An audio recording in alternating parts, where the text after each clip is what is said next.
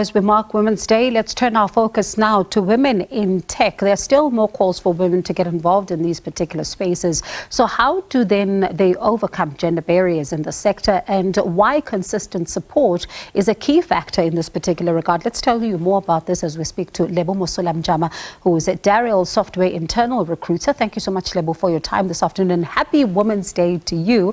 Let's start with, the gender labels in tech. A lot of stereotyping and misrepresentation exists in the sector. Thank you so much, and happy Women's Day to you too, Wangiwe. Thank you. So when you speak of the phrase women in tech, right, I think it's very important to first note that that phrase has done a lot for the women in the industry. It has really opened a lot of doors. There's so many initiatives that exist because of that phrase. So I really want to note that. I don't want to take anything away from that phrase. However, on the flip side of the coin, it's really important to understand that there's another group of women who feel like phrases such as women in tech further reinforces, the disparities in this gender diversity, and also emphasizes the differences between men and women. So essentially, although some women really benefit from it, some women do feel that it is yet another thing that separates them from men in this industry. Now, when it comes to, the conversations around diversity and inclusivity, especially in creating diverse workspaces, how critical would you say is this, especially when looking at the situation in 2023? It's essential. This is not something that organizations can harp on once a year, on the 9th of August or during Women's Month. It is a conversation that needs to be consistently had around EXCO members, around people who have got a seat at the table, a board. Representation within an organization is crucial. We belong to one of the most diverse countries in the world. And it's very important for organizations to have a visual representation of what our country looks like. You understand what I'm saying? And I think it's very important that you have women in leadership that young girls can look up to. What is the point of having women in your organization if you are not skilled in making sure that there are certain things that you put in place that make sure that they're upskilled, that make sure that they are developing, and also make sure that they have got a voice, that they feel like their opinions matter, I don't think any woman wants a seat at the table just as a trophy. Do you get what I'm saying? A woman wants to feel that my opinions do matter around this round table, that I can have a difference of opinion and still feel safe in this environment. So it's every organization's responsibility to make sure that this is an essential part of your growth plan. And even, one of the things that you talk about, which is extremely important, even in any space in general, is that when you get to the table and you have a difference of opinion, you are heard for exactly what you are saying, and you are not really tried to be coerced into then agreeing with the lot, because they almost feel like that's a safer spot, don't they? 100%, Mungiwe. You know what?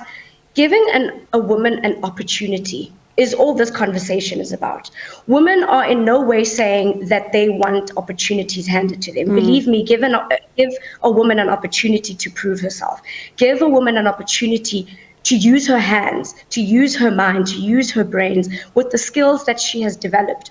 You will see amazing things. And I feel like organizations need to be more open-minded, that this is not just a one-dimensional conversation, that this, in fact, can add to your bottom line as an organization. Look at things like, your triple BEE scorecard. This can assist that, different skills funding, the different opportunities that organizations can get when it comes to looking at education and training funding from the likes of government. This can help your bottom line, but it further empowers way past whatever economical or financial gain that an organization can have.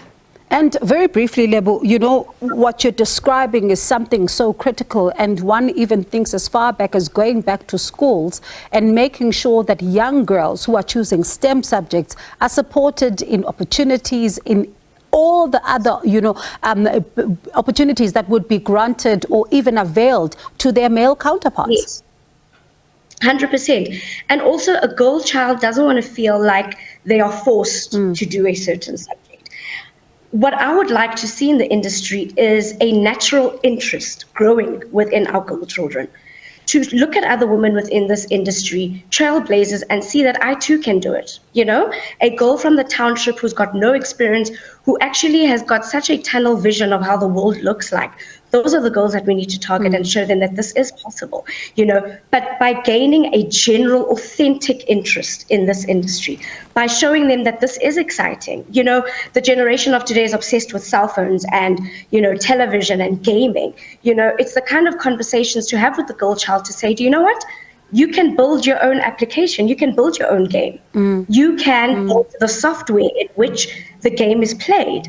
You can build computers. You can do hardware. You can do software. Allowing girls from a very young age, we are most creative as children. And that is where I feel like the private sector, along with our government, really need to work together to ensure that subjects within the STEM fields are subjects that are really properly funded, that are subjects that have got other things that come with it, like competitions, state competitions, you know, countrywide competitions. 38% of graduates, ICT graduates, are women. 38%. And it's also important to note that this is a global issue because the global average is in fact 30%.